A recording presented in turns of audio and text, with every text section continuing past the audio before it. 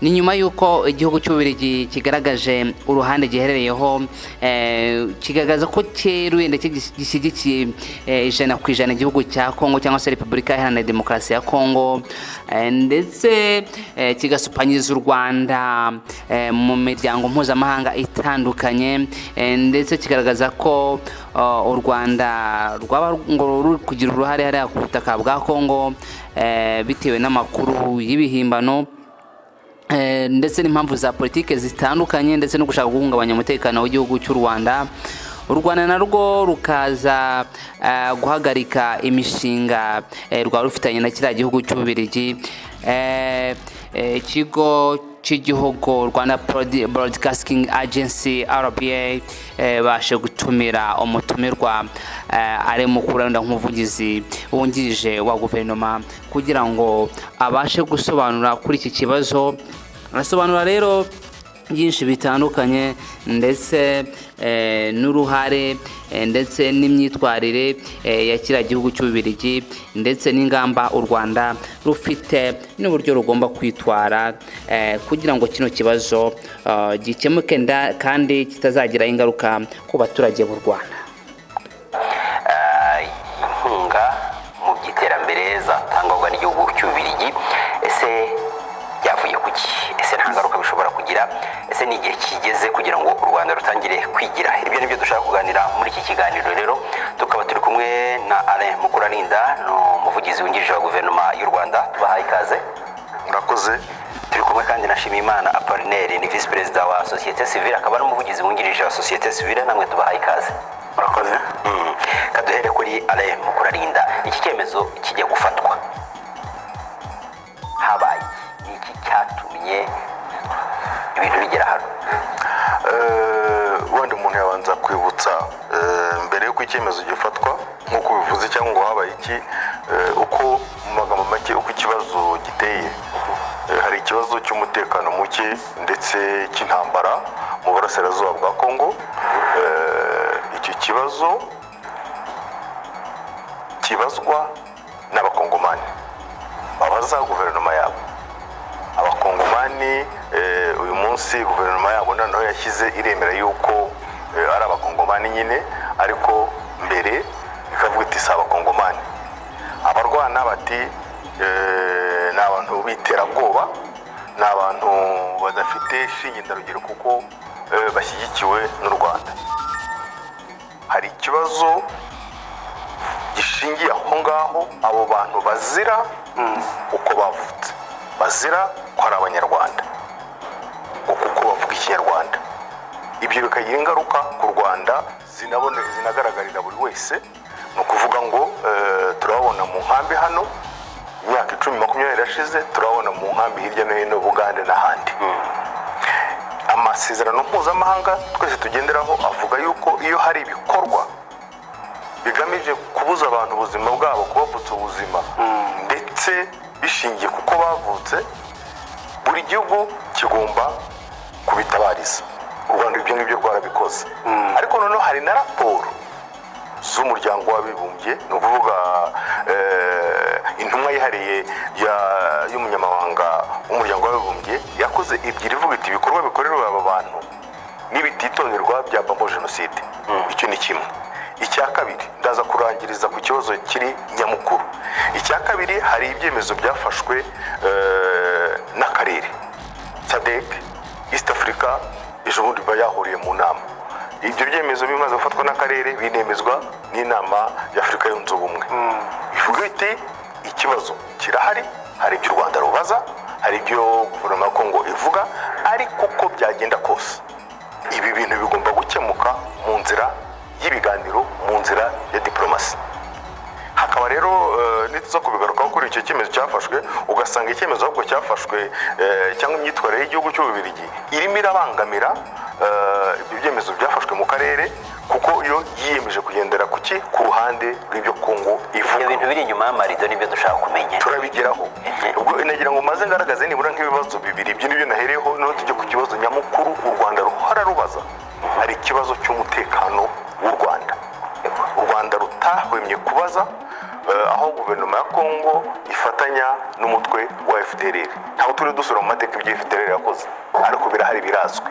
Barafatanya, noneho si n'u Rwanda rwonyine rubivuga, ndetse n'izo raporo bashingiraho rimwe na rimwe banahamya u Rwanda bimwe na bimwe zinavuga kuri ibyo FDLR ko bafatanyije ingabo, ko bafatanyije imyitozo, ko babaha intwaro, ko babaye umwe, ko bateye mu Rwanda. Kwirwa tujya kure.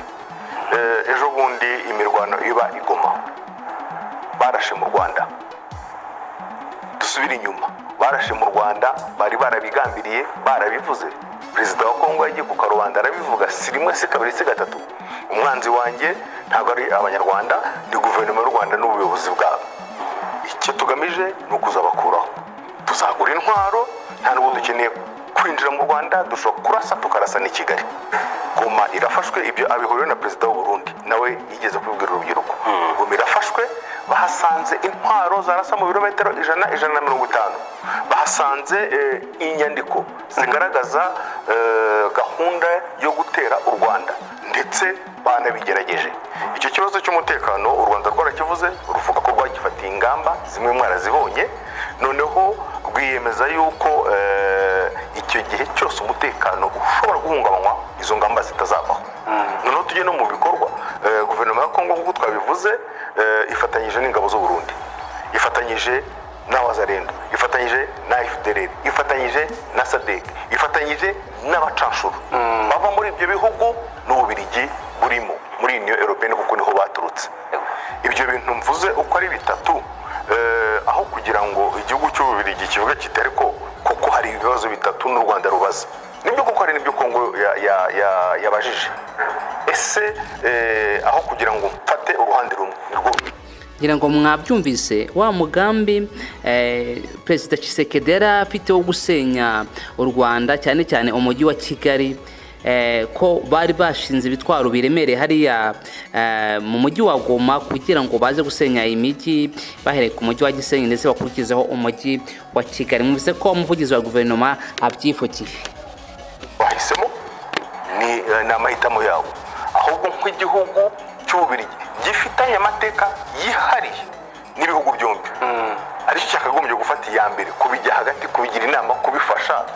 Cyagombye guhitamo uruhande rumwe. Ese guhitamo uruhande rumwe noneho ugashyira ubukana mu kujya gushakira ibihano u Rwanda mu bihugu bitandukanye, inshuti, ibyo bavugana byose, no mu miryango mpuzamahanga. Ngaho aho impamvu yaturutse kuvuga uti ko hari n'ibindi bibazo bibazwa, washakira ibimenyetso bibazwa ku mugaragaro, aho kugira ngo ujye hagati y'ibyo bihugu byombi wiga ibibazo icyo buri wese abaza. Kuki ufata uruhande rumwe ariko rujye n'uburenganzira bwawe, ariko niba ubifashe uruhande rumwe ukajya gusaba gukomatanyiriza igihugu cy'u Rwanda kandi nacyo gifite ibyo rubaza, kwaba ari ukwivuguruza kuvuga yuko ukomeje kugirana ubutwererane n'u Rwanda, ariko ugaca inyuma ukajya kubwira abandi ngo ni mu bakomatanyirize. Ni ukuvanga ibibazo bya politike mu bibazo by'iterambere ry'igihugu, ni ugufata izo nkunga ukazigira igikangisho. Ese izo nkunga nibazihagarika, cya kibazo twavuze cy'abantu bicwa kubera uko bavutse bwaragikemutse?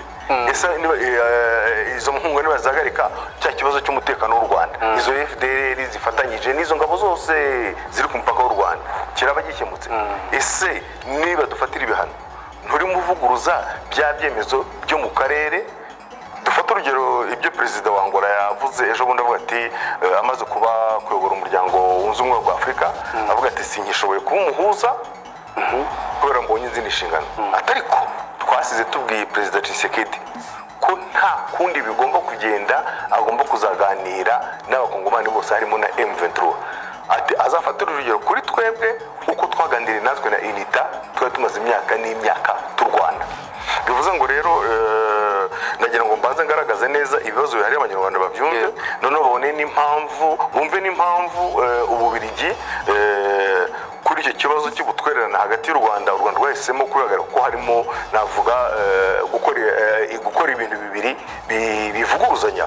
cyangwa se navuga harimo ko waryarya abantu bavuga uti nta kibazo dufitanye, ariko ugaca inyuma ukajya kubakomatanyiriza, nyamara hari ibibazo wagakwiye kugiramo uruhare nk'umuntu ufite cyangwa igihugu gifite amateka yihariye n'ibihugu byombi, ukagira ngo ubihuze cyangwa se ubifashe kuganira ku kibazo bafite, ahubwo ugafatamo inzira imwe ibogamye. Murakoze cyane umuvugizi wungirije wa guverinoma y'u Rwanda. Ndimo ndibaza n'ubundi mwari mufitanye mwari mubanye neza n'igihugu cy'Ububiligi, ariko nkibaza kuki byageze aha. Ese hari uburyo mu buryo bwa diplomasi mwashoboraga kuba mwarabanje kuganira yenda n'icyo gihugu nk'inshuti mbere y'uko mugera kuri ibi byemezo? Izo nzira zaba zarabayeho cyangwa twisanze bimeze gutya? Inzira zishobora kubaho, reka wenda navuga nko mu buryo butatu. Ruvuga ngo ababishinzwe mu bubanyi n'amahanga, diplomasi, yaba ba minisitiri cyangwa se ku rwego rwa ba ambasaderi, bashobora kubiganira amaso mu yandi. Icyo ni kimwe. Cyangwa se hari inama ziba muri minisiteri y'ububanyi n'amahanga, aho minisitiri w'ububanyi n'amahanga ahura na ba ambasaderi bose icyarimwe, kandi ibyo bintu biraba nibura rimwe mu kwezi, akabaganira ku kibazo runaka. Izo briefing ziraba ziganira kuri ibyo bibazo zarabaye kenshi, zimwe nanazigiyemo.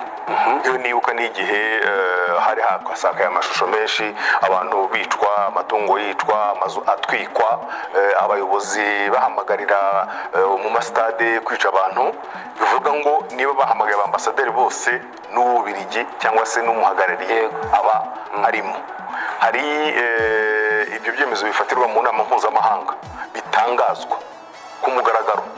Ibyo gihe ntabwo Ububiligi bushobora kuba bwavuga ngo ibyo bintu ntabwo bwabimenye, ndetse nabo ubwabo nk'Ababiligi bashobora. Ejo mwumvise yuko mu Bwongereza bahamagaye ambasaderi w'u Rwanda kujya gusobanura. Iyo bamuhaye ijambo, abantu bumva kumuhamagara bakagira ngo ni nka convocation. Reka tunabifate gutyo, aho na convocation bayiguhaye nawe uri nabwo urisobanura. Ashobora kugenda agasobanura nk'uko mbisobanuye, wenda ngiye mvuze amagambo makeya, ariko nafite igitondo cyose arabisobanura. Iyo habaye inama, tuvuge mu kanama gashinzwe umutekano ku isi, ari Kongo yanagahamagaje, n'ubu ejo karaye kabaye, iyo nama yarayibaye.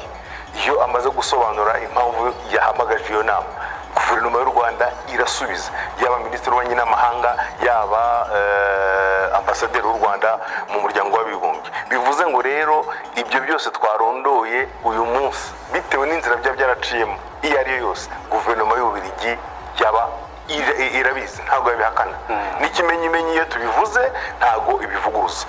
Bivuga ngo rero niba ibyo byose byaragiye bigaragara, biganirwaho muri izo nzira zose ukoresha tumvuze, cyangwa n'izindi izo ari zose mvuze, ariko ukabona ntacyo bitanga, ahubwo guverinoma y'Ububiligi ikemera kujya ku mvugo za guverinoma ya Kongo, yo yahisemo inzira ya gisirikare.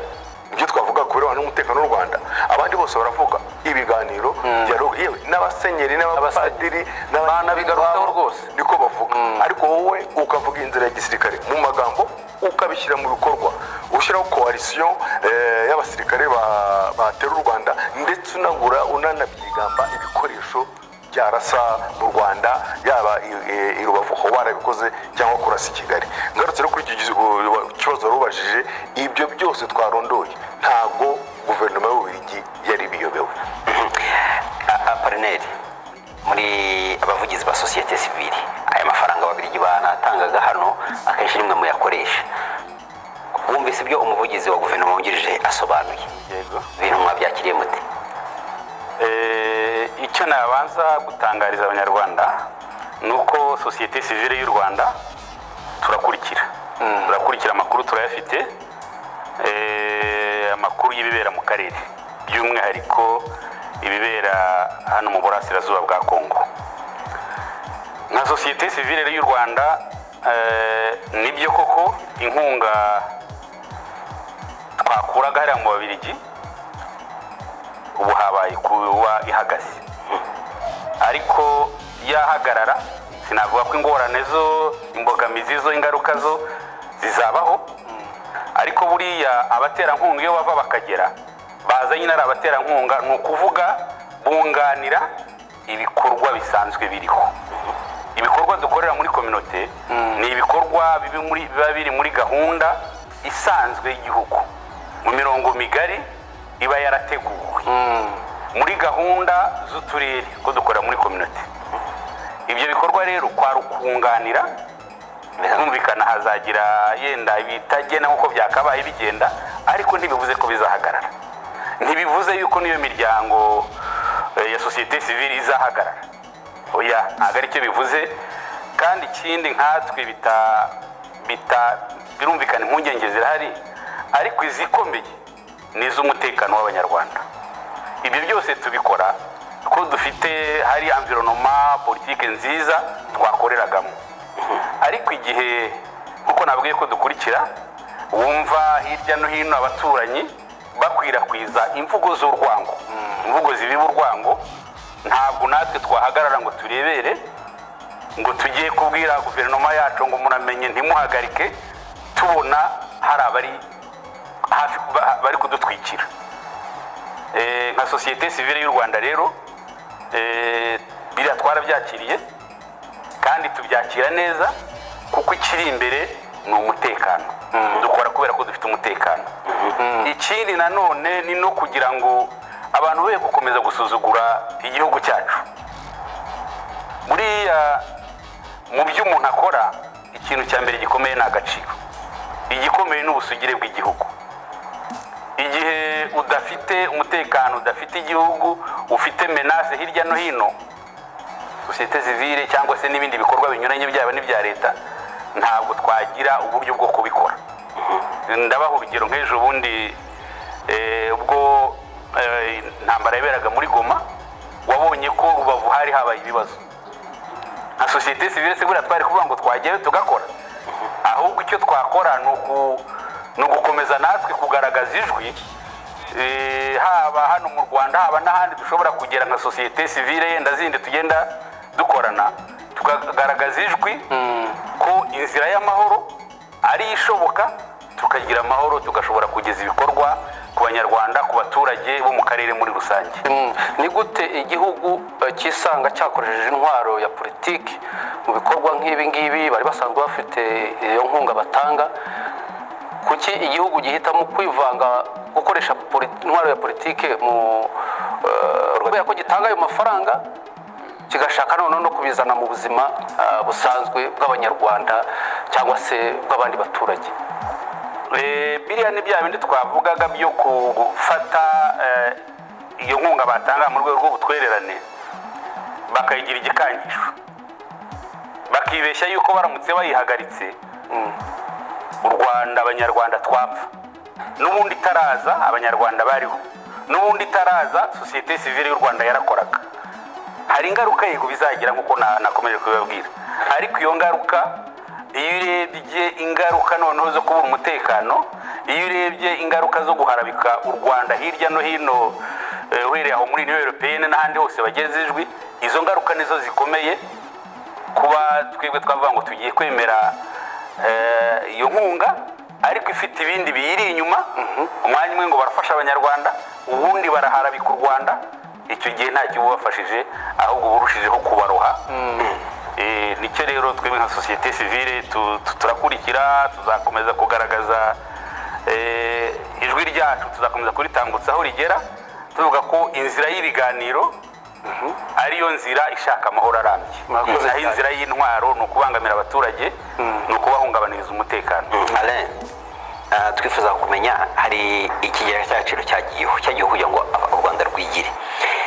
Si ya miliyari zabura ku buryo mushobora kuza hano iyo sosiyete sivile igashyira mu bikorwa ayo mafaranga y'Ababiligi kugira ngo n'izo ngorane bavuga zihari zitazagaragara? Ntabwo ntekereza yuko iyo haje ikibazo kikavugwamo amafaranga ni nabwo bivugwa cyane. Ntabwo urugero ibihugu birabana, umubano hagati y'ibihugu uba ushingiye ku bintu byinshi bitandukanye. ngira ngo nk'uko mubyumviye amafaranga yagomba guhabwa u Rwanda angana na miliyari 130. U Rwanda rukimara kubwira igihugu cy'Ububiligi ko butishimiye mu by'ukuri imyitwarire y'iki gihugu cy'Ububiligi, Ububiligi nabwo bwashubajanyije umujinya ndetse bufata umwanzuro w'uko aya mafaranga bugiye kuyaha igihugu cy'ababanyi cy'Abarundi.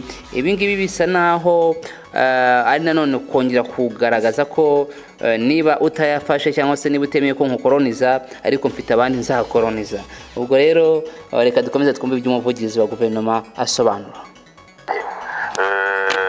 Igihugu cy'Ububiligi nk'uko twabivuze cyo gifite n'umwihariko, dufitanye amateka, twarabanye mu mashuri, twarabanye mu buvuzi, twarabanye mu buhinzi n'ubworozi, muri byose. Ejo bundi nta ambasaderi dufite yaba mu Rwanda mu Bubiligi yaba Ububiligi y'u Rwanda, ariko ntabwo ndumva iki kibazo ntabwo cyateye ibiganiro nk'ibi, ariko kubera ko noneho havuzwemo ikintu kirimo amafaranga nibwo ikibazo cyakaze. Twahoze ejo hari abo twaganiriye, hari abafashe bihaye umukoro wo kuyabara kuva muri 2019 kugeza muri 2029 usanga ari miliyoni 200 zirengaho z'amayero. Uravuze uti se mu kigega agaciro arimo ntiyasimbura ariya, ariko wibuke yuko nari mu kigega agaciro hari ibyo yateganyirijwe, iyo bije ntabwo wapfa kuyimura. Ese kuba amasezerano yahagaze, amafaranga yari asigaye atazaza, niba nibuka neza ari nka miliyoni 90 cyangwa 95, ni ngombwa hacitse igikuba ku buryo byanze bikunze ibintu byose bihagarara bakabanza kujya kuyashaka.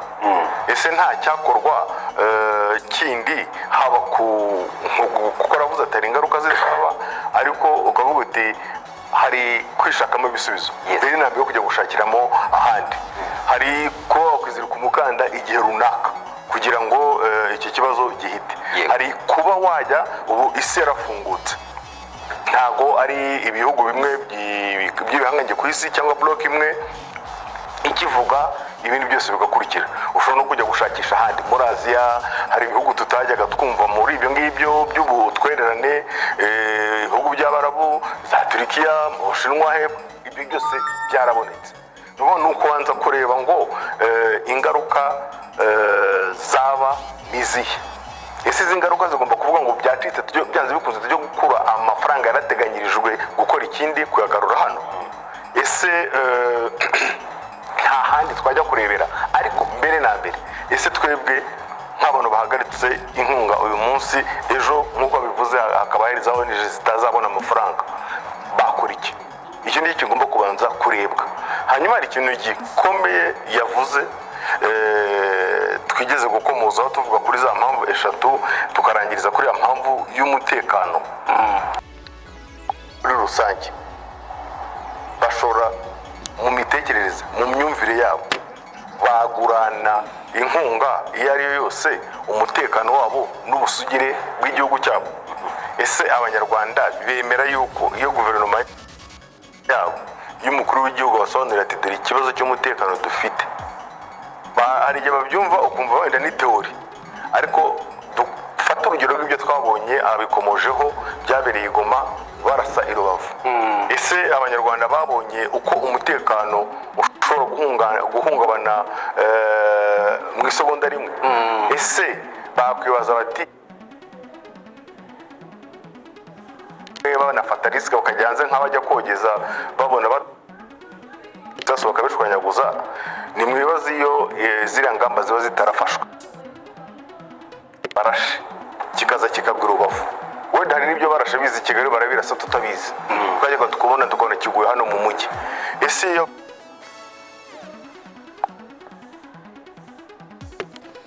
ahangaha umuvugizi wa guverinoma y'u Rwanda Alain Mukurarinda yarimo avuga ati ntago bashaka ko u Rwanda rugira ubwirinzi ndetse no kubungabunga ubusugire bw'igihugu cy'u Rwanda. Barashaka ko uko bashaka ko tuba abariko tuba, bashaka ko nka biriya bisasu byarashwe byagomba kuhagera nk'uko bari babipanze. Bishatse kuvuga ngo mu by'ukuri nubwo kiriya gihugu cy'Ububiligi cyari cyageneye igihugu cy'u Rwanda inkunga igera ku miliyari menshi, miliyari 130 ni nyinshi kuko zanakora byinshi, ariko ibyo biba byihishe inyuma nibyo bibi cyane mu by'ukuri kurushaho. Mwabonye ko RDF yakoze ibintu ndetse byiza by'ibitangaza mu kuba barabashije kurasa biriya bisasu ndetse no kubisama. Mu by'ukuri iyo biza kuba nk'uko bigera ku butaka bw'u Rwanda, ndakeka amateka aba yarahindutse ukundi. Ni n'ahangaha dushoreje ikiganiro cyacu. Niba uri mushya ushaka gukanda subscribe, tukajya tubana, kandi ugakanda nuko ukazojya kugira ngo uzajye uhita ubona notification mu gihe cyose twaba dushyizeho ikiganiro. Mwari kumwe na Adidas Rwanda. Ciao ciao.